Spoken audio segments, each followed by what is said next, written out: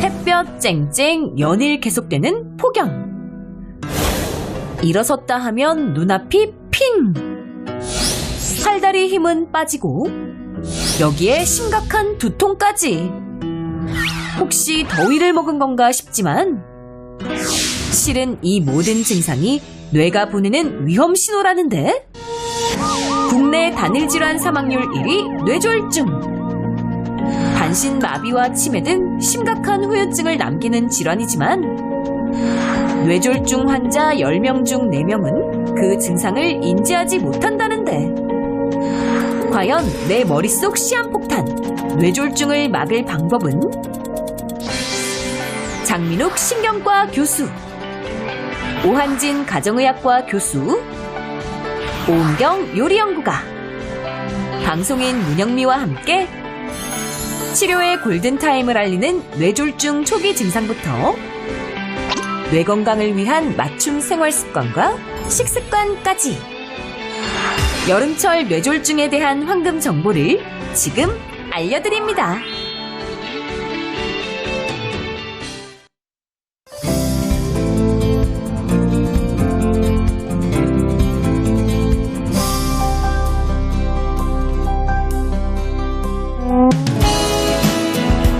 일단 해보면 똑똑해지고 일단 해보면 건강해지는 찬란한 중년을 위한 새로운 라이프 스타일을 제안합니다. 일단 해봐요. 생방송 오후 1시. 안녕하세요. 신동진입니다. 안녕하세요, 이지연입니다. 네. 아, 요즘 더위 정말 가마솥에 정말 뭐를 덥죠. 굽는 열기가 아니라 이거는 찌는 뭔가 습기까지 올라와서 오늘 사실은 비가 와서 살짝 뭐 폭염이 꺾이긴 했는데 그 전까지는 진짜 온 나라 찜통이었어요. 맞습니다. 37도까지 지난주에 올라갔었는데 이번 주에도 이제 폭염이 이어진다고 하는데요. 그런데 이렇게 무더운 날씨에 평소에 혈관 질환이 있으신 분들은 더 조심해야 된다고 하는데 혈관과 관련된 질환들 어떤 게 있는지 궁금하네요. 네, 이 무더운 여름철 이 만성 질환자, 노약자분들이 더욱 조심해야 할 혈관 질환은 바로 뇌졸중입니다. 섭씨로요. 기온이 32도 이상 올라가면 뇌졸중 환자는 66%가 증가하고 심근경색 환자는 20% 증가한다는 연구 결과가 있어요. 건강보험 심사평가원 통계에 따르면 뇌졸중, 급성 심근경색으로 병원을 찾는 환자가 이 더위가 심해지는 7월에 가장 많았고요. 이 숫자는 한겨울인 1월과 비슷한 수준이라고 확인이 되고 있습니다. 그렇죠. 이 뇌졸중 하면은 막 이렇게 이러고 막 그러는 거잖아요. 네. 거의 겨울에 맞아요. 근데 여름에 이렇게 뇌졸중 이런 거는 듣느니 오늘 처음입니다. 네, 좀 젊으셔서 그래요. 예. 자, 그 이유는요. 네. 이 증상을 놓치기가 쉽기 때문이에요. 이 여름철에는 이 뇌졸중 증상이 되게 몸에 힘이 좀 빠지거나 하는 정도였기 때문에 내가 더위 먹었나 봐. 맞아. 내가 점심을 굶었더니 힘이 빠졌나? 이렇게 이제 가볍게 생각하다가 병원을 가지 못하고 놓치는 경우가 많습니다. 이러다 보면 심한 경우는 목숨을 잃을 경우도 있거든요. 네. 그래서 더욱 이 여름철 뇌졸중에 대해서 잘 알아야 증상이 나타났을 때 빠르게 대처를 할 수가 있거든요. 네네. 여름철 뇌졸중의 원인과 뇌졸중 막는 방법까지 아주 제대로 알려드릴 테니까 채널 고정! 저희 MC가 할 거를 대신 감사드립니다. 네. 근데 이 뇌졸중 후에 이제 살아난다고 해도 이 후유증이 또 문제라고요. 그렇죠. 증상이 생기고 나서 금세 좋아지는 병들도 많지만 뇌졸중은 발생하고 나서 3개월 정도 지난 뒤에까지도 계속 후유증을 앓고 계시는 분들이 많고요. 네. 흔한 증상으로는 편측마비, 반신불수라고 하잖아요. 말고도 이제 언어장애라든지 또 인지력 장애 때문에 치매를 겪으신 분들 많아요. 근데 완전하게 회복돼서 독립적인 생활을 혼자 할 수 있는 분들은 채 3분의 1 채 안 됩니다. 나머지 60%, 70% 되는 환자들은 후유증을 갖고 평생 살아가야 됩니다. 그래서 이제 전조 증상을 아는 게 중요할 것 같은데 어떤 증상이 나한테 오면 혹시 뇌졸중을 의심해 봐야 되는 거 아니에요? 그렇게 알 수 있을까요? 이게 전조 증상을 꼭 알아야 되는 게요.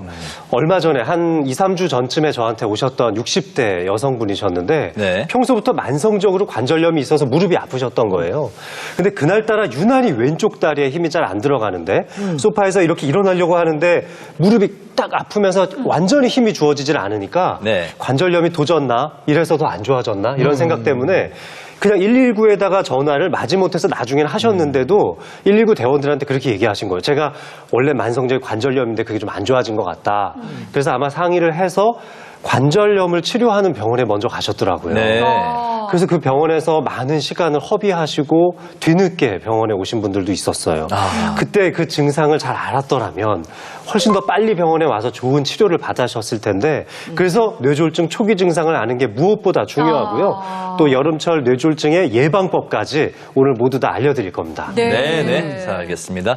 또 시청자 여러분들도 시청하시다가 궁금한 점이 있는 분들은 카카오톡 화면 상단에 있는 돋보기를 눌러서 생방송 오후 1시를 검색하고요. 친구 추가 후에 질문 내용을 보내주시면 되겠습니다. 네, 유튜브 채널을 통해서도 실시간으로 중계되고 있습니다. 댓글도 달아주시고요. 궁금한 점 달아주시면 저희가 선별해서 방송을 통해서 답변 보내드리도록 하겠습니다. 네.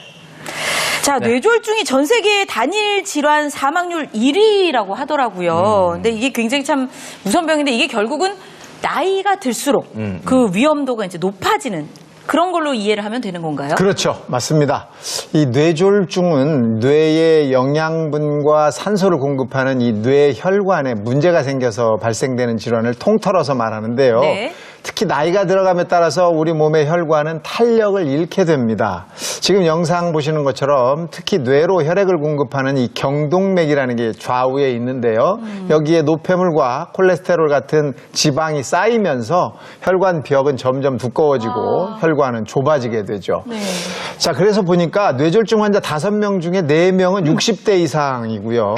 3명 중에 1명은 70대인 것으로 나타나서 특히 70대에 들어서면서는 이 뇌졸중 환자가 아주 급증하는 것으로 확인이 됩니다. 그러니까 뇌졸중이 결국 이제 그 탄력을 잃은 혈관에 문제가 생겨서 발생하는 그런 질환인 거군요. 그렇습니다. 정확하게 알고 계신 건데요.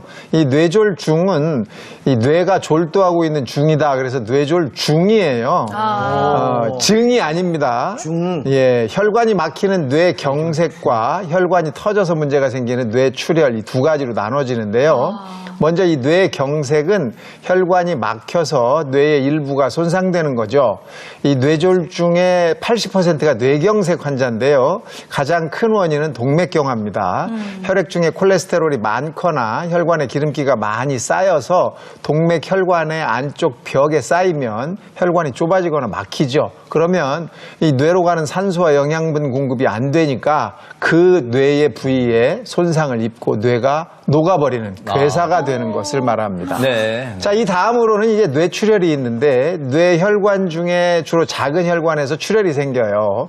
뇌출혈의 약 75%는 고혈압 때문에 이 뇌혈관의 약한 부분이 터지면서 발생을 합니다. 이러다 보면 뇌 조직에 산소와 영양분을 공급할 수가 없게 되죠.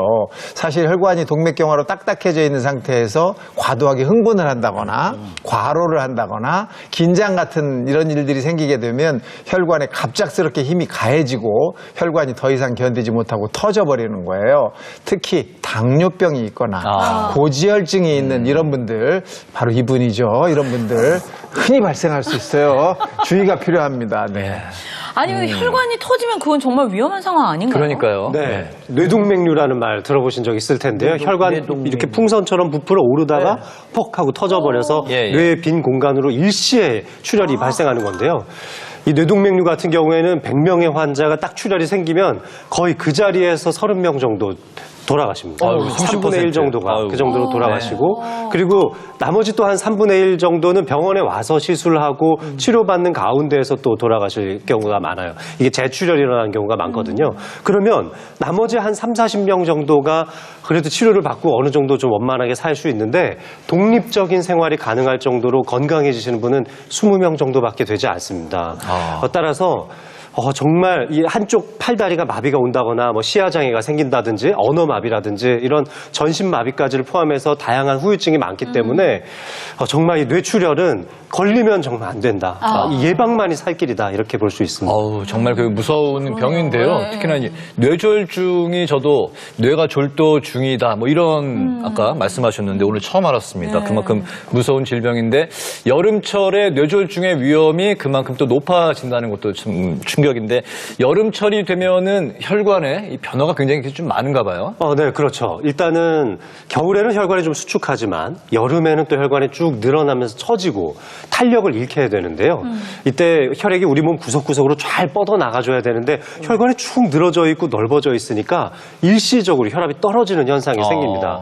그래서 혈액 공급이 원만하게 되지 않으니까 혈류량이라는 게 줄어들게 되는데요. 그 가장 크게 타격을 받는 것이 바로 뇌죠. 그래서 이런 일들을 반복적으로 겪을수록 뇌졸중 발생 위험이 높아지는데 제가 직접 보여드리려고 이렇게 실험 도구를 준비를 했거든요. 네네. 지금 이쪽 편에는 정상적인 혈관이 있습니다. 그래서 혈관의 두께도 항상 이제 정상적인 모습이고 이쪽은 조금 더 두꺼운 관을 준비했는데 여름철에 혈관이 축 늘어져서 완전히 이렇게 확장되어 있는 모습을 연출해 봤습니다. 먼저 정상적인 혈관 안으로 자, 요거는 제가 정상 혈액을 흉내내서 만드는 거예요. 네. 점도도 좀 낮고 제가 이렇게 가볍게 이렇게 두 손가락 정도로만 눌러도요. 예. 이렇게 시원하게 그러네요. 이렇게 쭉 혈액이 통과하는 모습을 볼 수 있고 네. 거의 힘도 들지 않습니다. 네. 그만큼 혈류량이 잘 통과할 수 있다는 얘기인데요. 반면에 이쪽에 축 늘어져 있는 혈관에 어느 정도 점도가 올라가 있는 여름철 탈수가 되니까 점도가 올라가잖아요. 네. 아유, 그죠? 그거 주사기도 왜 이렇게 두꺼워요? 자, 이거를 제가 한번 힘을 좀 줘서 한번 통과를 시켜볼게요. 아유. 아, 이 힘을 많이 덜덜덜 떨려요, 네. 지금 손이. 지금 일단 제가 이렇게 힘을 주니까 네. 와 이게 끝까지 내려갈수록 더 잘 안 가는데요. 확실히 그 네. 혈관 안에 혈액이 내려오는 속도가 네. 현저히 줄었네요. 속도가. 그렇죠. 네. 그림 와, 이거를- 찐득하게 지금 나왔어요. 네, 맞습니다. 제가 내려오다가 온 멈추기도 힘을- 하고. 맞습니다. 이거 보면은 진짜 혈액의 흐름도 굉장히 느려져 있을 뿐더러 네. 이게 뇌라고 생각해 보시면은 얼마나 천천히 그리고 네. 얼마나 혈류량이 줄어들어 있는지를 한 번에 확인할 수 있는 거죠. 바로 이런 일들은 직접적으로 혈관이 터지거나 막히진 않았어도 혈류량이 줄어들어 있는 상태가 여러 번 반복적임으로써 뇌가 심각한 타격을 받을 수 있거든요. 바로 이런 걸 더 조심해야 된다는 겁니다. 그래서 뇌졸중이 발생할 수가 있는 거군요. 그렇습니다. 네. 그러니까 내 혈관의 혈류가 이렇게 아까 먼저 한 것처럼 쫙 내려가면 보는 사람도 시원한데 맞아요. 그 옆에 거 선생님이 막 힘을 빡빡하게. 줘도 이게 쫙 흐르질 않고 턱턱턱 맞아요. 걸리는 게 마치 저의 혈관인 것 같아서 굉장히 제가 무섭거든요. 네. 근데 사실 이 여름 되니까 왜 이렇게 밥맛도 떨어지고 무기력해지고 기운도 만사가 없고. 귀찮고 아 진짜 짜증만 나고 나는 왜 이렇게 더워서 성질만 나고 혈압은 빡빡 올라가고 아, 맞아요. 혈압도 올라가고. 이렇게 되는데 전 좀 무서워요. 엄청 무서워요. 아니, 이게 내가 뇌졸중이랑 관련이 있나요? 내가 온도를 올린 것도 아닌데 왜 나한테 그러세요? 그러니까 궁금하신 게 그게 그 뇌졸중하고 상관이 있나 혹시? 있지요, 그게 있지요. 궁금한 거죠. 그게 궁금하죠. 이런 저같이 막 이렇게 요즘 이런 상황, 예. 이런 현상, 이런 게 이 뇌졸중하고 뭔 상관이 있는 것인가? 상관이 있어요. 앞으로는요. 진료비를 내고 상담을 해주세요. 자, 이 여름이 되면 이제 기운도 없고 무기력한 이유가 뭡니까? 바로 땀을 많이 흘리기 때문 아니겠습니까? 이렇게 땀을 흘리면 우리 몸에서는 이제 탈수가 되는 거지요. 이런 탈수 현상이 되면 우리 몸속 혈액에서도 수분이 빠져나가게 됩니다. 그러다 보면 혈액이 조금 더 끈적끈적해져요. 점도가 높아진다고 하지요. 혈액 농도도 높아지는 거죠. 이래서 혈전이라고 하는 피떡이 만들어지기가 아주 쉬워지고요. 그 상황에서 계속해서 땀을 더 흘리고 탈수가 되면 이 피 흘러가는 속도도 점점 줄어들고 그러면 혈전도 점점 더 커지면서 뇌혈관을 콱 막을 수 있게 되는 겁니다. 네. 그 지금 말씀 들어보면 우리가 그냥 여름에 아, 더워서 이래라고 일반적으로 생각하는 그런 네. 몸의 변화 아니면 어떤 증상 이런 거를 좀 이렇게 주의 깊게 내가 왜 이러지라고 한 번쯤은 생각을 해봐야 되지 않을까 하는 생각이 듭니다. 네네. 여름철에 우리가 겪을 수 있는 이 뇌졸중 더 위험하다는 이유가 있을까요? 온도 차이요. 온도. 네, 오늘도 지금 밖에 굉장히 후텁지근하고 습도도 굉장히 높아요. 제가 여기 들어오기 전에도 32도, 3도 정도 올라가기 시작했는데 그랬죠. 네. 지금 여기 실내 기온도 한 25도 정도 네. 되는 것 같아요.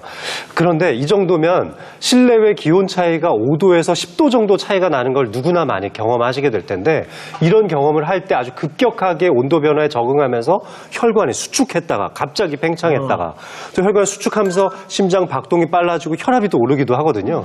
이런 부정적인 반응들이 많이 나타나면서 뇌졸중이 발생하는 확률도 여름철에 많이 올라갈 수 있습니다. 그러니까 요즘처럼 바깥은 무더운데 안에는 또 굉장히 시원하고 시원한 데 있다가 나가면 또 굉장히 더운 데에 노출이 되고 네. 이럴 때 뇌졸중, 뇌출혈을 또 굉장히 조심을 해야 되는 거군요. 그렇습니다. 네네. 자, 한여름에 더 위험한 머릿속 시한폭탄이라고 부르는 뇌졸중에 대해서 알아보고 있습니다. 네. 근데 이게 머릿속 시한폭탄이라고 이제 이런 표현들을 이제 많이 들었는데 보면 이게 시간하고 관계 있는 표현인 것 같거든요. 맞아요. 폭탄이니까. 맞아요. 시한폭탄이 뭡니까? 타이머가 이렇게 작동이 되는 그런 폭탄 아니겠어요? 네. 시간을 맞춰두면 얼마 후에 이 폭탄이 빵 터지는 거죠. 바로 이것이 뇌졸중과 비슷한 거예요. 이 뇌졸중이 발생한 후에 6분이 지나면 돌이킬 수 없는 손상이 뇌에 시작이 되고요. 이 뇌경색인 경우에도 6시간이 지나면 혈관을 뚫어줘도 되살릴 수 있는 뇌세포가 거의 남아있지 않게 됩니다. 사실 이제 혈관이 막힌 걸 뚫어주는 이런 주사약을 이용해서 혈관을 뚫어주는 그런 약제를 쓰면 요건 사실 뇌졸중이 시작되고 4시간 반 안에 투여가 돼야 하는 거거든요. 근데 이걸 넘어가면 문제가 생기니까 이 시간을 우리가 골든타임이라고 이야기를 네. 하는 거예요. 네. 자, 골든. 여기서 네. 우리 문 선생님 네. 질문 하나 드릴게요. 말씀하세요. 네. 4시간 반, 이게 골든타임인데요. 네. 언제부터 언제까지를 골든타임이라고 할까요? 그거 궁금하다. 정답. 네. 제가 이런 프로그램을 얼마나 오래 했습니까? 많이도 했고. 일단 이 뇌졸중, 이 뇌 이상이 와서 탁 하고 딱 쓰러졌을 때 그때부터 시점을 해서 4시간 반. 119 눌러. 그래가 구급차가 이깍 그러고 와서 그때가 골든타임이야. 틀렸습니까? 딱 맞죠? 할 말 없잖아. 그러니까 쓰러지시고서부터 이제 시작이 된다는 거죠. 딱 쓰러져서 구급차가 끼깍 그리고 내 앞에까지 와서 나를 딱 실는 그 순간이 골든타임이야. 정말 참 애매한데. 저랑 참 친한 분인데 좀 안타깝습니다. 틀렸거든요. 땡이에요, 땡. 땡이에요? 언제부터예요? 자, 이 골든타임 4시간 반이라는 것은 증상이 나타나는 그 시점부터 증상이 나타나는 그 시점부터 응급실에 도착해서 치료를 하기 시작하는 그 시간, 즉 주사약이 들어가는 데까지 걸리는 시간을 골든타임이라고 합니다. 그러니까 삐뽀가 오는 게 아니에요. 정말 아유, 답답해 정말. 아니 난 저 혼자 살아서 그래요. 그러니까 제가 119든 제가 연락해야 되고요. 다 그렇게 해서 그렇죠. 누가 옆에 있으면 4시간 반 동안 누가 옆에 있어야 내 증상을 알아가지고 그 사람들이 연락해가지고 병원도 데려가고 그럴 거 아니에요. 됐다고요. 그만 좀 하세요. 하여튼 이 골든타임은 짧아요. 생각보다 짧습니다. 시작부터 병원에 와서 치료가 시작되는 그 시간까지니까 네. 굉장히 짧아요. 그래서 이 뇌졸중은 증상을 아는 게 아주 중요합니다. 예. 그러면은 근데 그 증상이 정확히 뇌졸중하고 어떻게 관련이 있는지 사실은 잘 알 수가 그러니까요. 없을 텐데 네. 뭔가 내 몸에 어떤 신호가 오면 바로 그냥 병원으로 가는 게 일단은 중요하겠네요. 저도 쓰러지는 거 정도만 알고 있거든요. 일단 그렇게만. 조금이라도 의심되는 증상이 생기면 네. 병원에 가서 이것저것 뭐 접수하고 검사하고 하다 보면 계속 시간이 흘러가는데 네. 혈관 주사가 투여될 때까지 4시간 반이라니 얼마나 시간이 촉박한 그러니까요. 거겠어요. 예. 그래서 정말 안타깝게도 뇌졸중으로 입원하신 분들한테 이렇게 조사를 해보면 경고 증상이 있었는데도 전혀 모르고 지내셨던 분들이 있었어요. 그래서 조금이라도 그런 분들이 일찍 오셨더라면 더 많은 분들이 혈전용에 투여를 받고 더 빨리 치료를 돼서 태어나셨을 텐데 실제로요. 지금 저한테 입원 중인 환자분 2분이 같은 연령이세요. 같은 나이에 50대 후반의 남자분이 두 분이 오셨는데 한 분은 저녁 식사 도중에 갑자기 마비가 와서 아내분께서 신고를 해주셔가지고 20분 만에 병원에 당도했습니다. 그래서 병원에 와서도 한 20분 만에 혈전 용해제가 투여가 됐고 완전히 혈관이 뚫려가지고요. 네. 지난 주말에 퇴원했습니다. 5일 만에 퇴원하셨어요. 다행이네요. 멀쩡하게 걸어서 퇴원하셨는데 예, 예. 그 다음날 오신 남자 환자분은 혼자 사시는 분인데 6시간 넘게 방치가 돼 있었던 거예요. 직장 동료가 신고를 해서 왔고 오늘도 아직 중환자실에서 전혀 팔다리를 못 움직이시고 계시거든요. 네. 그러니까 아마 이분은 뭐 다음 주 돼야 퇴원도 좀 생각해 보겠지만 결국 평생 남는 후유증을 앓게 되신 거죠. 이렇게 증상만 내가 잘 알면 빨리 신고해서 병원만 올 수 있다면 이런 안타까운 상황을 피할 수 있는 거죠. 그분은 어디 사세요? 제가 근무하는 그 화성 지역에 살고 예, 있습니다. 도와드리고 싶어서 갑자기. 네네. 진짜. 네. 정말 이렇게 극명하게 그 시간 안에 치료를 받으신 분과 그렇지 못한 분의 결과가 지금 잠시 말씀으로 들어도 이렇게 지금 느껴지는데 그럼 가장 중요한 건 우리가 뇌졸중에 어떤 몸에 나의 이상이 왔을 때 그러니까 그 소위 우리가 얘기하는 초기 증